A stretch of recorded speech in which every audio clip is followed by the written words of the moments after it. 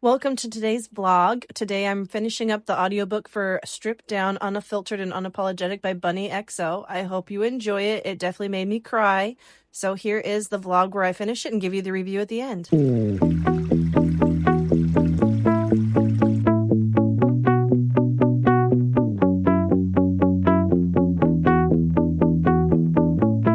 I'd say that this one would have counted for a book set in Vegas or with Vegas vibes because she's from Vegas and a lot of it's moving back and forth to Vegas. Most of the story takes place when she's in Vegas.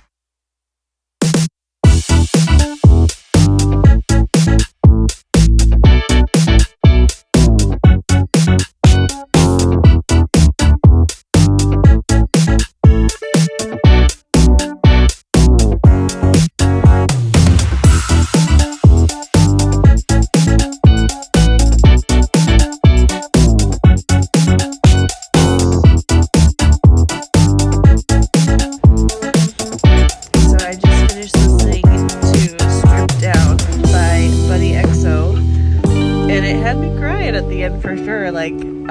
She has crossed some bridges in life that I am terrified of. I know that those bridges are coming for me at some point in life, but they have not. And it's sad when the end comes and you know that that's it. It's set. There's nothing else you can do. You can't change it. It's never going to be different than what it is.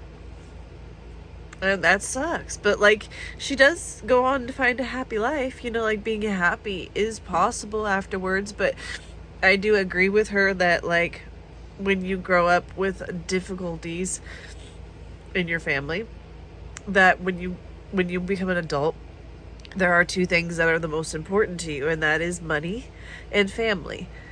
And the money is so that you can protect your family and you can take care of them. And the family is because you know what it's like to be alone and you never want to be alone again. You want to care for the people that care for you.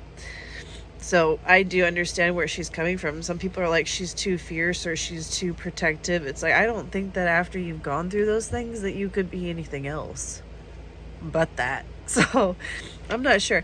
So the last time I checked in with you guys was a while ago. It was Hey Mama. That was when her mom shows up out of nowhere and she's like, oh hi, my mom's here. And then she goes to see her mom and at some point, and her mom is kind of like a hoarder and she's not taking very good care of herself or her house either.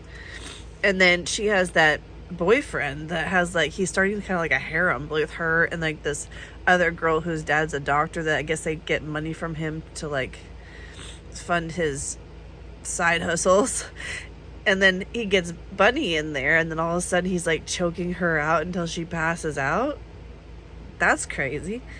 So and then she loses her best friend and then she meets Jelly Roll, right? And everything seems like it's going so great. And then it doesn't. And I don't know, this girl can forgive a lot more than I am a very prideful person. I feel if you publicly humiliate me, if you take my kids from me, and if you cheat on me and you don't at least let me know before everybody else in our life knows that, I don't know. I don't know if I could ever swallow that down and move on from that. I'm not sure. I'm not sure I could do that. So, but she did, right? She has, and they did. And it sounds like they're stronger for it. So, and you probably would be. If you could get over that, you could probably get over anything. I don't know if I could. And then her dad comes in And like, I can't tell if he's like lying about the abuse that's happening to him or if he's not lying about it. Don't know, but he was just kind of a horrible person in the end, and it sounds like maybe he had an addiction of his own that was women. I mean, that's what it sounds like he chose them over her and everything else. So I don't know about that. So yeah, both of her parents, like, you think that, and I've heard some people say that, like, some people get softer with age, as they get older, they get kinder and nicer and they get more empathetic sometimes, and sometimes they just get meaner. Like, sometimes nothing changes. I think it depends. So then she talks about going from when she was escorting to like being able to move online and move into podcasting, because she really was centering her life around Bailey and being a mom. And being a mom does really make you look at your life and go, are those choices something I would want my kids doing? Do I want people talking to my child the way that they're talking to me? Like, it seems okay when it's happening to you, but when somebody does it to your kid, that's a different number. Like, it's more like I don't know why it is that way, but it does seem that way. Like, when somebody says it to you, it's like, okay, whatever, like, that's me. But if they say it to your kid, like, it's like, I'm not kidding. And I think everybody feels that way. Most parents feel that way. I don't know why it is. And it starts early. Like, the second you bring them home, you're like, don't hold my baby, I'll punch you in the throat. Like, that's how it kind of feels. But yeah, so really it just comes down to choosing if you're going to be like the craziness that you came from, and you're going to be like, well, it was okay because that's what I grew up with. Or if you're going to be somebody who says, no, it wasn't pleasant and it wasn't nice and I didn't like going through that and I don't want other people to go through it, so I'm going to try and do it different. And maybe we don't always get it right. Probably don't. I probably don't. She don't. She probably don't. But I think the fact, like, we should get some brownie points for trying, right? So I think that's good, and I think that's great, and I think that Bailey got good parents, and I think that if they want to go and have a baby, that she's probably going to be a better mom than some people who don't have the trauma, because she's going to be more aware of it. I don't think there's anything wrong with that. I mean, you can't be, if only perfect people had children, I don't know that we'd even have empathetic people anymore. I don't even know that we would have, like, you need a diverse background of people with different experiences, right? That's what you need.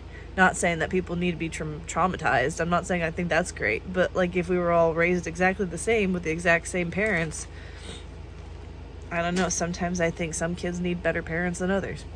I don't know. I don't really know. I don't even know how you'd figure that out.